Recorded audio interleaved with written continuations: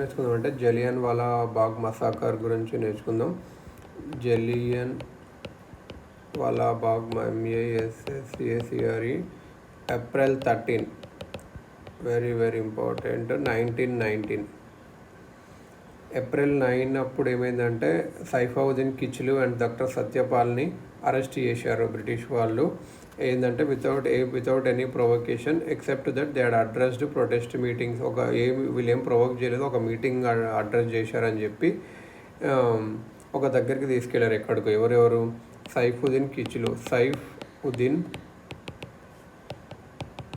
కిచ్లూ ఇంకా సత్యపాల్ డాక్టర్ సత్యపాల్, ఇద్దరు వీళ్ళని అరెస్ట్ చేశారు.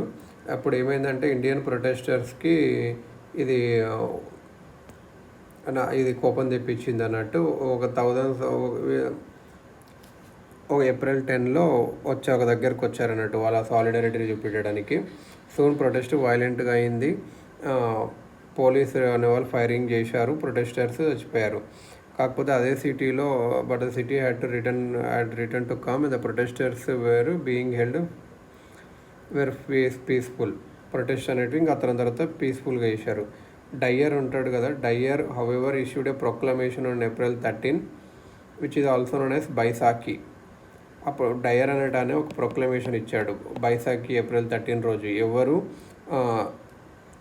సిటీని వితౌట్ పాస్ లీవ్ చేయకూడదు, డెమాన్స్ట్రేషన్స్ కానీ ప్రొసెషన్స్ కానీ చేయకూడదు, గ్రూప్స్గా 3 కన్నా ఎక్కువ ఉండకూడదని. బైసాఖీ డే రోజు ఏమైందంటే బైసాఖీ డే రోజు ఏంటంటే ఒక large crowd people neighbouring villages దాని పక్కన ఉంటారు కదా, వాళ్ళకి ప్రొహిబిటెడ్ ఆర్డర్ గురించి తెలియదు. వీళ్ళు జలియన్ వాలా బాగానే ఒక పబ్లిక్ ప్లేస్ అక్కడ సెలబ్రేట్ చేసుకోవడానికి కలిచారు అన్నట్టు.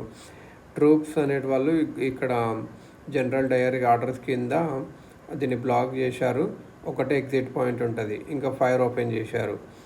బ్రిటిష్ ఇండియన్ సోర్సెస్ ప్రకారం ఏంటంటే 379 చచ్చిపోయారు, 1100 wounded, 1500 కన్నా ఎక్కువ మంది చచ్చిపోయి ఉంటారు, ఇంజూర్డ్ అయి ఉంటారు అని చెప్పి ఇండియన్ నేషనల్ కాంగ్రెస్ చెప్పింది అన్నట్టు. 1000 people చనిపోయి ఉంటారు అని చెప్పి 1650 bullets ఫైర్ చేశారు. గాంధీజీ ఇక్కడ దీనికి కేసర్-ఈ-హింద్ టైటిల్ ఇచ్చేశాడు బోయర్ వార్లు ఇచ్చినప్పుడు. ఆ టోటల్ వైలెన్స్ జరగడం వల్ల విత్డ్రా చేసుకున్నాడు. Satyagraha against Rowlatt act, first mass strike. Historian APJ Taylor ప్రకారం Jallianwala Bagh decisive moment when Indians were alienated from British rule, ఇది అన్నట్టు. దాని తర్వాత హంటర్ కమిటీ వేశారు. Hunter committee of enquiry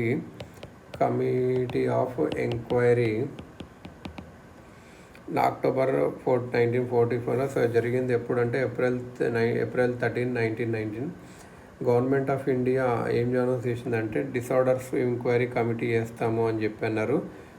disorders enquiry committee purpose ఏంటంటే బొంబాయిలో కానీ ఢిల్లీలో కానీ పంజాబ్ డిస్టర్బెన్సెస్ ఎందుకు జరిగినాయి, కాసెస్ ఏంటి, ఏ మెజర్స్ తీసుకోవాలని చెప్పి.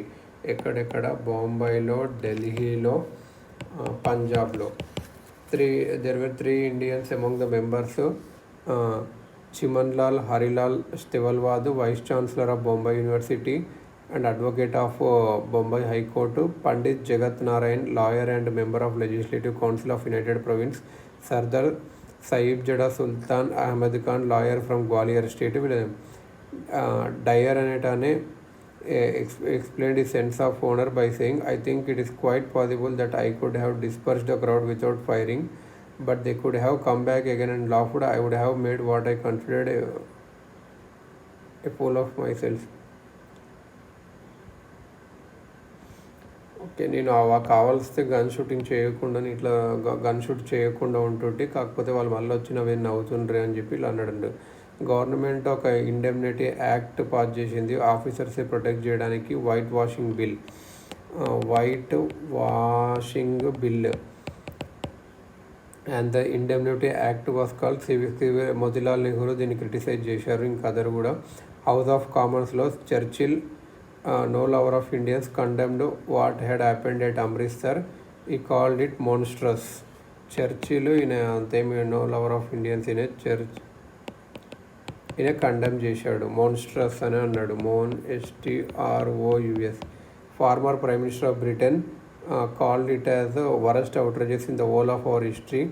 Honoring of Dyer by the priests of Sri Darbar Sahib Amritsar was one of the reasons behind the intensification of the demand.